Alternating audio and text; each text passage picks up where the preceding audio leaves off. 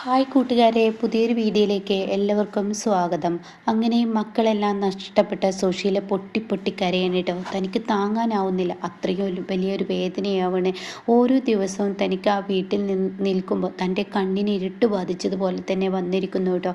അങ്ങനെ സുശീലയ്ക്ക് പിന്നീട് ഹർഷയുടെ അരികിലോട്ട് പോകണമെന്ന് തോന്നുകയാണ്. ഹർഷയുടെ അരികിൽ ചെല്ലാണ്. ഹർഷേ, എടി, എൻ്റെ 3 മക്കളും നഷ്ടപ്പെട്ടടി ഹർഷേ, അതുകൊണ്ട് നീ എന്നെ സഹായിക്കണം. നീ എനിക്ക് എന്തെങ്കിലും ഒരു കാര്യം ചെയ്തു തരണം. അതങ്ങ് കേൾക്കുമ്പോൾ ഉടൻ തന്നെ രവി പറയാന്ന്, കടക്കുന്നുണ്ടോ നിങ്ങൾ പുറത്ത്? ഒരു പ്രാവശ്യം ഇവൾക്കൊരു ശരീരം മൊത്തത്തിൽ കുഴഞ്ഞപ്പോൾ ആരും ഈ വഴി ഉണ്ടായിരുന്നില്ല. എന്നാൽ ഇവളത് മനസ്സിലാക്കിയില്ല, ഇവൾക്ക് മനസ്സിലാക്കാൻ അത് കഴിഞ്ഞില്ല. എന്നാൽ ഇനി നിങ്ങളെ ഞാൻ ഈ വീട്ടിൽ പ്രവേശിപ്പിക്കില്ല. ഹർഷേ, നിനക്ക് ഇവരുമായി ചങ്ങാത്തം കൂടണമെന്നുണ്ടെങ്കിൽ ഞാൻ ഈ വീടിൻ്റെ പടിയിറങ്ങും. എൻ്റെ കുഞ്ഞുമായി ഞാൻ ഈ വീടിൻ്റെ പടിയിറങ്ങും. നിൻ്റെ അരികിൽ എൻ്റെ കുഞ്ഞ് സേഫ് അല്ലെന്ന് ഞാൻ കോടതിയിൽ തെളിയിച്ചോളാം. അതുകൊണ്ട് തന്നെ ഞാൻ ഈ വീടിൻ്റെ പടിയിറങ്ങും. ഇനി നീ ഇവരുമായി ഒരു ചങ്ങാത്തം കൂടിയാലെന്ന് പറയട്ടോ. ഇത് കേൾക്കുന്ന സുശീല പറയണേ, അങ്ങനെ അങ്ങ് പറഞ്ഞാൽ ശരിയാവില്ലല്ലോ രവി. നിൻ്റെ ഭാര്യയ്ക്ക് ഒരുപാട് സഹായങ്ങൾ ഞാൻ ചെയ്തു കൊടുത്തിട്ടുണ്ട്. നിങ്ങൾ എൻ്റെ ഭാര്യയ്ക്ക് ചെയ്തു കൊടുത്ത സഹായങ്ങളാണല്ലോ ഇന്നിപ്പോൾ ഞങ്ങൾക്ക് എല്ലാവർക്കും ദ്രോഹമായി വരുന്നത്.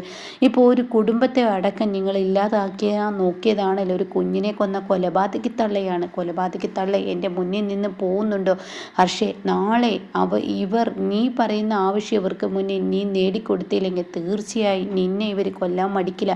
എന്തിന്? നമ്മുടെ കുഞ്ഞിനെ പോലെ ഇവർ കൊല്ലാൻ മടിക്കില്ല. ഇവരുടെ സ്വന്തം പേരക്കുട്ടിയാണ് ഇവർ കൊന്നിരിക്കുന്നത്. അത് കേൾക്കുന്ന ഹർഷയ്ക്ക് മിണ്ടാനാവുന്നില്ല കേട്ടോ. ഹർഷ ആകെ പെട്ടിരിക്കുകയാണ്. ഹർഷയാണ് ഇതിനെല്ലാം വളം വെച്ച് കൊടുത്തിരിക്കുന്നത്. പബ്ലിക്കിൽ ഈ പറയുന്ന രവിക്ക് അറിയാം കേട്ടോ. പക്ഷേ രവിയാണെങ്കിലോ ഇത് അറിയാമെങ്കിലും കൂടിയിട്ട് അവിടെ പബ്ലിക്കലി പറയാൻ തനിക്ക് തെളിവില്ലല്ലോ. ഹർഷേ, നീ ഇവരുടെ പിറകെ കൂടുന്നിടത്തോളം നീ അല്ലാതായി മാറിക്കൊണ്ടിരിക്കുകയാണ്. ഇവരെന്ന നാശത്തെ നീ നിൻ്റെ ജീവിതത്തിൽ നിന്ന് ഒഴിവാക്കി കഴിഞ്ഞാൽ തീർച്ചയായും നിനക്ക് നല്ലത് വരുമെന്ന് പറയും കേട്ടോ. അപ്പോൾ ആ സമയം ഹർഷ ചിന്തിക്കുന്നത്, ഈശ്വര, ഇവരെപ്പോൾ ഒഴിവാക്കിയ 2 പണി തനിക്ക് കിട്ടും. ഒന്ന്, ആർക്കും അറിയാത്ത ഒരു രഹസ്യം, അതായത് ആ കുഞ്ഞിൻ്റെ ജന്മരഹസ്യം അതുപോലും വെളിയിൽ വന്നാൽ തീർച്ചയായും എനിക്ക് പിന്നെ ജീവിതമില്ല. എന്നാൽ ഇന്ദ്രനാണെങ്കിലോ ഇന്ന് അനുപമയുടെ പിടിയിലാണ്. ഇന്ദ്രനാണെങ്കിലോ ഈ സത്യം തിരിച്ചറിഞ്ഞിട്ടുമില്ല. ഇന്ദ്രനെ എനിക്ക് കിട്ടണമല്ലോ. അതിനുകൊണ്ട് തൻ്റെ ഈ ഒരു പകുതി പോയിരിക്കുന്ന അതായത് തനിക്ക് തളർന്നിരിക്കുന്ന ഈ ശരീരം തിരികെ കിട്ടിയല്ലാതെ തനിക്കിത് മുന്നോട്ട് പോകാൻ പറ്റില്ല. എന്നിട്ട് വേണം ഇയാളെ അടിച്ചു പുറത്താക്കാം. അതുവരെ ഇയാളുടെ തണലിൽ തന്നെ ജീവിക്കാം എന്നുള്ളൊരു നിലപാടാണ് കേട്ടോ ഹർഷയ്ക്ക്. അങ്ങനെ ഹർഷയാണെങ്കിലോ ഈ പറയുന്ന സുശീലയെ രവിയെ എതിർത്തിട്ട് അവിടെ നിർത്താമെന്ന് പറയണമെന്നുണ്ടെങ്കിൽ സുശീലയുടെ പിറകെ പോലീസ് ഉണ്ടാവും, അത് ഉറപ്പാണ്. പിന്നെ എൻ്റെ പേര് വെളിപ്പെടുത്തി കഴിഞ്ഞാൽ തീർച്ചയായും ഞാനും ജയിലിലോട്ട് പോകും. അപ്പോൾ എൻ്റെ കുഞ്ഞിൻ്റെ കാര്യം അതും പ്രശ്നമാവും. അപ്പോൾ അതൊരിക്കലും ഹർഷയ്ക്ക് അംഗീകരിക്കാനും കഴിയുന്നില്ല കേട്ടോ. അപ്പോൾ ഹർഷ ചിന്തിക്കാനും ഇവരിപ്പോൾ രവിയേട്ടൻ പറഞ്ഞതുപോലെ അങ്ങ് ഒഴിവാക്കുക തന്നെയാണ് നല്ലത്. അപ്പോൾ ഉടൻ തന്നെ, ഹർഷേ, എന്താ നീ എന്നെ ഒഴിവാക്കുന്നുണ്ടോ? നിനക്ക് ഞാൻ ഒരുപാട് സഹായങ്ങളും ഒരുപാട് ക്രൂരതകളും നീ പറഞ്ഞിട്ട് ഞാൻ ചെയ്തിട്ടുണ്ട്. അപ്പോൾ ഹർഷ പറയാണ്, എൻ്റെ സുശീലാൻറ്റി, നിങ്ങൾ എനിക്ക് ഒരുപാട് ഉപകാരങ്ങൾ ചെയ്തിട്ടുണ്ട്, അതൊക്കെ ശരിയാണ്. ഇപ്പം നിങ്ങളൊരു കേസും കാര്യങ്ങളുമായി പോവുകയല്ലേ. ആ സമയം നിങ്ങൾ എന്നെ ഒന്ന് കൂട്ടുപിടിച്ച് കഴിഞ്ഞാൽ തീർച്ചയായും പ്രശ്നമാകും. അപ്പോൾ ഈ സമയം ഹർഷ പറയുന്നത് സ്വകാര്യമായിട്ട് ഇങ്ങനെ കണ്ണിട്ട് കാണിക്കും കേട്ടോ. അപ്പോൾ ഈ സമയം എന്തോ സുശീലയ്ക്ക് ഇങ്ങനെ തൻ്റെ ഒപ്പം നിൽക്കാനുള്ള പരിപാടിയായിരിക്കും ഹർഷയ്ക്ക് ഇങ്ങനെ സുശീലയ്ക്ക് ഇങ്ങനെ തോന്നുകയാണ്. ഹർഷ കണ്ണിട്ട് കാണിക്കുന്നതുകൊണ്ട്. അതുകൊണ്ട് സുശീല ആൻറ്റി, നിങ്ങളൊന്ന് എന്ന് പറഞ്ഞിട്ടോ. എന്നിട്ട് ആൻറ്റി ഇവിടെ വന്ന് ഞാനൊരു കാര്യം പറയട്ടെ എന്ന് പറഞ്ഞിട്ട് സുശീലയെ പിടിച്ചു കൊണ്ടുപോകണം കേട്ടോ.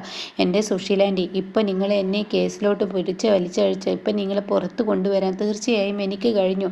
എന്നാൽ ഇനി നിങ്ങളുടെ കൂടെ ഞാൻ നിൽക്കുന്നുണ്ടെന്നുള്ള എന്തെങ്കിലും ഒരു തെളിവ് നിങ്ങളുടെ വായിൽ നിന്നും വീണ് കഴിഞ്ഞാൽ തീർച്ചയായും ഞാനും നിങ്ങളും ജയിലിൽ പോകും. അപ്പോൾ അത് ഒഴിവാക്കാൻ ദയവ് ചെയ്ത് നിങ്ങൾ ഇങ്ങോട്ടേക്കുള്ള വരവ് നിർത്തണം. നിങ്ങളെ ഇപ്പോൾ ഞാൻ ജാമ്യത്തിൽ ഇറക്കി. അപ്പോൾ അതുകൊണ്ട് തന്നെ ആ കാര്യം നിങ്ങളൊന്ന് മനസ്സിൽ ഓർക്കുന്നത് നല്ലതാണ്. അവർ ഈ കേസ് എത്രത്തോളം മുന്നോട്ട് പോകുമെന്ന് പറയാൻ പറ്റില്ല. സത്യനും പ്രതിഭയും അങ്ങനെയാണ്. പ്രതിഭയ്ക്ക് മുമ്പേ നിങ്ങൾ കൊല്ലാൻ നോക്കിയതൊക്കെ അനുപമ തെളിയിച്ചതാണല്ലോ. അപ്പോൾ അതുകൊണ്ട് തന്നെ പ്രതിഭയ്ക്ക് ദേഷ്യം കൂടുതലാണ്. പ്രത്യേകിച്ച് സുധൻ നിങ്ങളുടെ രക്തം തന്നെയാണല്ലോ. അപ്പോൾ അതുകൊണ്ട് അവരുടെയൊക്കെ ചോരത്തിളപ്പ് പറയാനില്ലല്ലോ. അപ്പോൾ ആൻറ്റി ഇങ്ങോട്ടേക്ക് വരണം വേണ്ട, ആൻറ്റിക്ക് എന്തെങ്കിലും ഒരു ആപത്ത് വന്നു കഴിഞ്ഞാൽ രക്ഷിക്കാൻ മക്കൾ പോലുമില്ല. അപ്പോൾ ആൻറ്റി കഴിയുന്നത് എന്നിലോട്ടുള്ള വരവ് കുറച്ച് നിൽക്കാൻ നല്ലതെന്ന് പറയും കേട്ടോ. അങ്ങനെ ഹർഷ പറയാതെ പറയാണ് ഇവിടെ നിന്നൊന്നും ഇറങ്ങിപ്പോയെന്ന് ഹർഷ പറയുമ്പോൾ ഹർഷ പറയുന്നതിലൊരു കാര്യമുണ്ട് എന്നൊക്കെ എങ്ങനെ തോന്നിപ്പോവാണ്. അങ്ങനെ സുശീല അവിടെ നിന്ന് ഇറങ്ങുകയാണ് കേട്ടോ. അങ്ങനെ സുശീലയ്ക്ക് ഒരു നേരത്തെ ഭക്ഷണത്തിന് പോലും ക്യാഷില്ല. താൻ ഇനി എന്താ ചെയ്യേണ്ടതെന്ന് അറിയില്ല. ആരുടെയെങ്കിലും കയ്യിൽ നിന്ന് ഭിക്ഷ കിട്ടുന്നത് പോലെ എന്തെങ്കിലും കിട്ടിക്കഴിഞ്ഞാൽ തനിക്ക് ജീവിക്കാൻ കഴിയുള്ളൂ. അങ്ങനെ തൻ്റെ മുന്നിൽ ഒരു വഴി തുറക്കുന്നത്, അത് താൻ ഇനിയിപ്പോൾ ആരോട് ചെന്ന് അപേക്ഷിച്ചിട്ടും കാര്യമില്ല. തൻ്റെ മകൻ്റെ മുന്നിലോട്ട് പോയി കഴിഞ്ഞാൽ അവന് ഫോൺ എടുക്കില്ല. സത്യനാണെങ്കിലോ എന്നും ഒരുപോലത്തെ സ്വഭാവക്കാരനാണ്. ഇന്ദ്രനും സോനയാണ് എനിക്കൊരു പ്രതീക്ഷ. പക്ഷെ സോന ഇനി എന്നെ കയറ്റാൻ സമ്മതിക്കില്ല. ക്ഷമ അത്രയും സ്ട്രോങ് ആണെന്നും സുശീലക്കറിയാം. അങ്ങനെ സുശീലയുടെ മുന്നിലേക്കൊരു വഴി കാണുന്നത് അനന്തം മാഷാണ് കേട്ടോ. അങ്ങനെ അനന്തം മാഷിൻ്റെ അരികിലോട്ട് സുശീല പോവുകയാണ്. അപ്പോൾ ഈ സമയം അമ്പിളിയും അതുപോലെ ചീരും എല്ലാവരും ഇരുന്ന് സംസാരിക്കുകയാണ്. അപ്പോൾ ഉടൻ തന്നെ അമ്പിളി പറയുന്നുണ്ട്, അച്ഛാ ഞാനൊരു കാര്യം പറയട്ടെ, അനുവിനെ എങ്ങനെയൊക്കെയോ നമ്മൾ രക്ഷിച്ചെടുത്തതാണ്. അതുകൊണ്ട് തന്നെ ഞാനൊരു കാര്യം പറയാം, ഇനി മേലാൽ ആ സുശീല തള്ള ഓരോ കാര്യങ്ങൾ പറഞ്ഞ് ഈ വീട്ടിലോട്ട് കയറി വരും. അപ്പോൾ അനുവിന് ഇങ്ങനെ ഒരു ജീവിതം ഉണ്ടാവാനുള്ള കാരണം തന്നെ അച്ഛനാണ്. അത് കേൾക്കുന്ന ചീരു പറയണത്, എന്താ അച്ഛനെ കുറ്റപ്പെടുത്തുന്ന അമ്പിളി ചേച്ചി? ഇല്ലേ, ഉള്ളതല്ലേ, ഇന്ദ്രനും അനുപമയും വേറൊരു വീടെടുത്ത് അല്ലെങ്കിൽ ഈ വീട്ടിൽ താമസിക്കാൻ എന്നൊക്കെ തീരുമാനവുമായിട്ടല്ലേ അവർ അച്ഛൻ്റെ മുന്നിലോട്ട് പോയത്. അപ്പോൾ അച്ഛനല്ലേ ആ വീട്ടിൽ പൊരുതി ജീവിക്കണമെന്ന് പറഞ്ഞ് അനുവിനെ അങ്ങോട്ടേക്ക് തള്ളിവിട്ടത്. അപ്പോൾ ഉടൻ തന്നെ മാഷിന് കുറ്റബോധം തോന്നുകയാണ് കേട്ടോ. അപ്പോൾ തന്നെ ചീരു പറയണേ, എന്താ അമ്പിളി ചേച്ചി ഓരോന്ന് പറഞ്ഞ് വിഷമിപ്പിക്കുകയാണോ അച്ഛനെ?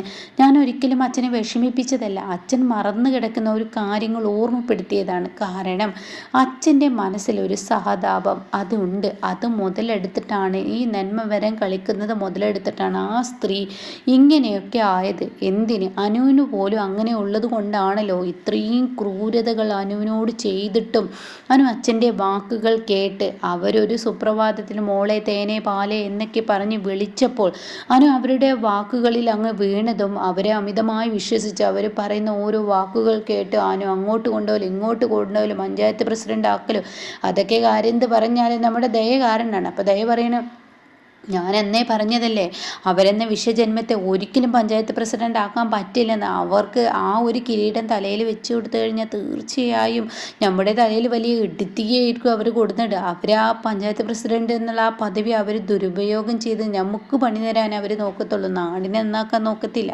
അപ്പോൾ മഞ്ചാടി പറയണത്, അത് ദയച്ച് പറഞ്ഞത് ശരിയാണ്. അപ്പോഴാണ് കേട്ടോ ഗേറ്റ് തുറന്ന് സുശീലയുടെ കടന്നു വരൽ. അപ്പോൾ ഇതേ സമയം ആരാ എന്ന് നോക്കുമ്പോൾ ചിരി പറയണേ, അതച്ഛാ ആ സുശീലയാണ് എന്ന് പറയാം കേട്ടോ, സുശീല ആൻറ്റിയാണ്. അപ്പോഴേക്കും അമ്പിളി പറയണ, അച്ഛ അപ്പം ഞാൻ പറഞ്ഞത് എന്തായി? അവരിനി അച്ഛൻ്റെ കാല് പിടിച്ച് കരയും.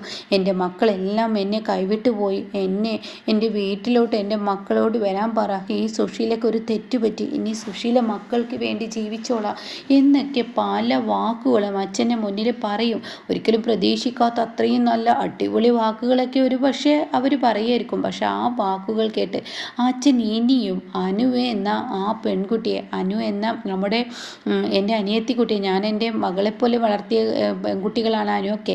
അതുകൊണ്ട് തന്നെ ഇനി അവർക്ക് കാൽ കീഴി ചവിട്ടിത്തേക്കാൻ ഇട്ടുകൊടുക്കരുതെന്ന് പറയട്ടോ. അത് കേൾക്കുന്നതിനോടുകൂടി അതിലൊരു സത്യമുണ്ടെന്ന് ചീരുവും പറയണേ. അത് ശരിയാണ് അച്ഛാ. അപ്പോൾ മാഷ് പറയണേ, നിങ്ങളൊക്കെ എന്നെക്കുറിച്ച് എന്താ കരുതിയിരിക്കുന്നത്? ഒരു തെറ്റ് ആർക്കും പറ്റാം. ഒന്നോ രണ്ടോ ഒക്കെ ഒരാളെ തിരുത്തി ശരിയാക്കാൻ പറ്റുമെങ്കിൽ ആ മനുഷ്യൻ ശരിയായാൽ നല്ല കാര്യമല്ലേ. അതുകൊണ്ടാണ് എൻ്റെ മകളെ അങ്ങോട്ടേക്ക് വിട്ടത്. പക്ഷേ ഇത്രത്തോളം സുശീല ചെയ്യുന്നത് ഞാൻ ഒരിക്കലും കരുതിയില്ല. സ്വയം മരിച്ച് തൻ്റെ മുന്നിൽ നിൽക്കുന്ന ഈ പ്രതിയെ, അതായത് ഒരാളോട് വൈരാഗ്യം തീർക്കാൻ ഇങ്ങനെയൊക്കെയാണ് അവൾ ഉദ്ദേശിക്കുന്നത് എനിക്കറിയില്ലായിരുന്നല്ലോ. അതുകൊണ്ട് ഇനി എൻ്റെ മകളെ ഞാൻ അങ്ങോട്ട് വിടില്ല. സുശീല എന്ത് പറഞ്ഞാലും ഞാൻ ഇതിന് വില കൊടുക്കില്ല എന്ന് പറയുന്നത് കേട്ടോ. അപ്പോൾ സുശീല ബെല്ലടിക്കുകയാണ്. മാഷാണെങ്കിലോ പുറത്തോട്ട് വരികയാണ്. മാഷിൻ്റെ പിറകിൽ മാഷിൻ്റെ മക്കൾ 4. ഇത് കാണുന്നതിനോടുകൂടി സുശീലക്ക് ഇങ്ങനെ ദേഷ്യം പിടിക്കുന്നുണ്ട്. അമ്പിളിയാണെങ്കിൽ ചൂല് കയ്യിൽ ഇങ്ങനെ പിടിച്ചിങ്ങനെ ഉരുട്ടി പിടിക്കുകയാണ്. മേപ്പോട്ടാക്കും താഴോട്ടാക്കും. ഇതേ സമയം ചീരുവിൻ്റെ കയ്യിൽ ഒരു ചട്ടകമുണ്ട്. എന്നാൽ ദയാണെങ്കിലോ പുറത്തു നിന്നും വെട്ടുകത്തി എടുത്ത് വന്നിരിക്കുകയാണ്. അപ്പോൾ 3 പേരും 3 കോലത്തിലാണ്. പിന്നെ മഞ്ചാടിയാണ്, അവളുടെ കയ്യിലൊന്നുമില്ല. ഭാനുവും അപ്പുറത്ത് നിൽക്കുന്നുണ്ട് കേട്ടോ. അങ്ങനെ ഭാനുവും ഇങ്ങനെ മൊത്തത്തിൽ സുശീലയെ നോക്കുമ്പോൾ സുശീലക്ക് പേടി വരികയാണ് കേട്ടോ. അങ്ങനെ ഈ സമയം മാഷി ചോദിക്കുകയാണ്, എന്തിനാണാവോ സുശീലെ ഈ വീടിൻ്റെ പടി നീ ചവിട്ടിയത്? നീയും നിന്റെ മക്കളെ നീയുമായുള്ള ബന്ധം മുറിച്ച സ്ഥിതിക്ക് ഇനി നിനക്ക് എന്ത് പറഞ്ഞിട്ടാ ഇങ്ങോട്ടേക്ക് വരാനുള്ള യോഗ്യത? അത് കേൾക്കുന്ന സുശീല, മാഷെ ഇങ്ങനെ ശവത്തിൽ കുത്തരുത്. എന്താ സുശീലെ നീ പറഞ്ഞ്? ശവത്തിൽ കുത്തരുതെന്ന അങ്ങനെ ഒരു വാക്കൊക്കെ നിനക്കറിയോ?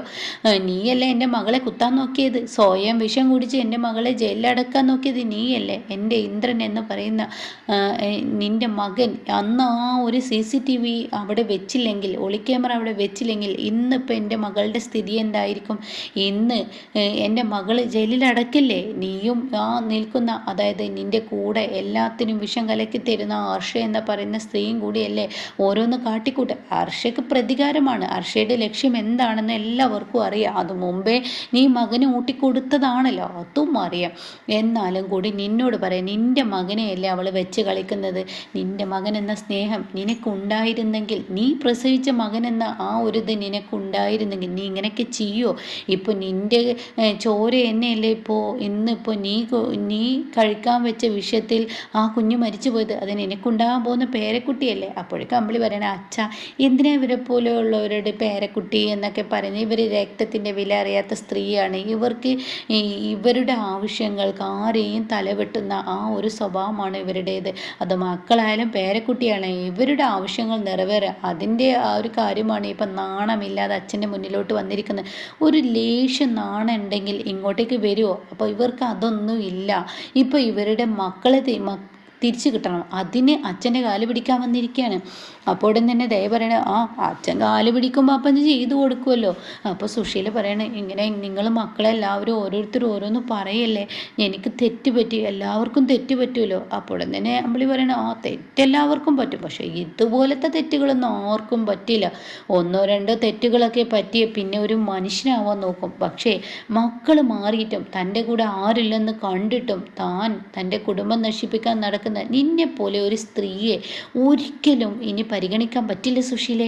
അത് കേൾക്കുന്നതിനോടുകൂടി കൂടെ, മാഷെ അങ്ങനെ പറയില്ല മാഷെ, എൻ്റെ മക്കൾ എന്നെ വിട്ടുപോയപ്പോഴാണ് എൻ്റെ തെറ്റിൻ്റെ ആ ഒരു ഇതെനിക്ക് മനസ്സിലായത്. ഇല്ല സുശീലെ, വീടിൻ്റെ പടി കടക്ക് പുറത്ത് ഇനി മേലാൽ നീ ഇങ്ങോട്ടേക്ക് വരരുത്. അമ്പിളി, ദയേ, ചീരു, എന്താച്ചാ ഇവിടെ ഈ വീട് ഇവളെന്ന മൂദേവി കയറി വന്നത് കൊണ്ട് തന്നെ ചാണകം കൊണ്ട് തളിച്ച് ഇവിടെ വൃത്തിയാക്കണം. അത്രയും വൃത്തികെട്ട കാലാണ് ഈ മുറ്റത്ത് കുത്തിയിരിക്കുന്നത്. ഇവളെന്ന സ്ത്രീ ഇനി ഈ വീടിൻ്റെ പടി ചുവട്ടാൻ പാടില്ല എന്നും പറഞ്ഞ് മാഷ് ഉള്ളിലോട്ട് അങ്ങ് കയറിപ്പോകുമ്പോൾ ഉടൻ തന്നെ, നിങ്ങൾ പോകുന്നോ അതോ അടിച്ചിറക്കണോ? അപ്പോഴേക്കും അമ്പിളി അത് പറഞ്ഞ് ചൂലേറ്റ് താഴെ ഇറങ്ങുമ്പോൾ ദയ പറയാണ്, എൻ്റെ ഒരു വെട്ടുകത്തിയുണ്ട്, വേണമെങ്കിലോ ഒരു കയ്യോ കാലോ ഒക്കെ അങ്ങ് വെട്ടാം. അതിനിപ്പോൾ സാക്ഷി പറയാൻ ആരും വരത്തില്ല. ഒന്നാമത് ഇവരിപ്പോൾ സ്വയം മരിക്കാനുള്ള ആ മരുന്ന് കുടിച്ചത് കൊണ്ട് തന്നെ ഇവരിപ്പോൾ ഇവരുടെ കൈ വെട്ടിയാലും കാല് വെട്ടിയാലും പോലീസിന് പോലും ഇവരോട് വെറുപ്പായിരിക്കും. ആ ഹർഷയില്ലായിരുന്നെങ്കിൽ ഇവർ ജാമ്യത്തിൽ ഇറങ്ങില്ലല്ലോ. അപ്പോഴേക്കും ചേരി പറയണ, അത് പറഞ്ഞത് ശരിയാണ്, ഇതൊരു ചൂടുള്ള ചട്ടകമാണ്, ഇതൊന്നും കൂടി അങ്ങ് തീയിലങ്ങ് ചൂടാക്കിയാൽ ഇവരെ വേണമെങ്കിൽ ഓടിക്കണമെങ്കിൽ ഇവരുടെ പിറകിലൊന്ന് വെച്ച് കൊടുത്താൽ മതി. അത് കേൾക്കുന്ന സുശീല മൊത്തത്തിൽ കിടുകിട വിറക്കണം കേട്ടോ. അങ്ങനെ മാഷിൻ്റെ 3 മക്കളും പതിയെ പതിയെ ഇങ്ങനെ പടിയിറങ്ങുമ്പോൾ ഉടൻ തന്നെ അവിടെ ഭാനുമ പറയണേ, വേണമെങ്കിൽ മുളക് പൊടി ഞാൻ എടുത്തിട്ടുണ്ട് കേട്ടോ, അതുകൊണ്ട് ഒരു പ്രയോഗം നടത്താം. അങ്ങനെ ഭാനുമ്മയുടെ പറച്ചിലും കൂടി ആവുമ്പോൾ സുശീല ആകെ പൊട്ടിക്കരഞ്ഞും കൊണ്ട് അവിടെ നിന്ന് ഇറങ്ങി പോവാണ് കേട്ടോ. അങ്ങനെ തൻ്റെ മക്കളെ സുശീലയ്ക്ക് തിരിച്ച് കിട്ടില്ല. അപ്പോൾ എന്തായാലും ഇതുപോലെ അപ്കമിങ് റിവ്യൂസ് കേൾക്കാൻ താല്പര്യമുള്ളവർ ചാനൽ സബ്സ്ക്രൈബ് ചെയ്തിട്ടാൽ ഞാൻ ഇടുന്ന വീഡിയോയുടെ നോട്ടിഫിക്കേഷൻ എനിക്ക് ലഭിക്കും കേട്ടോ.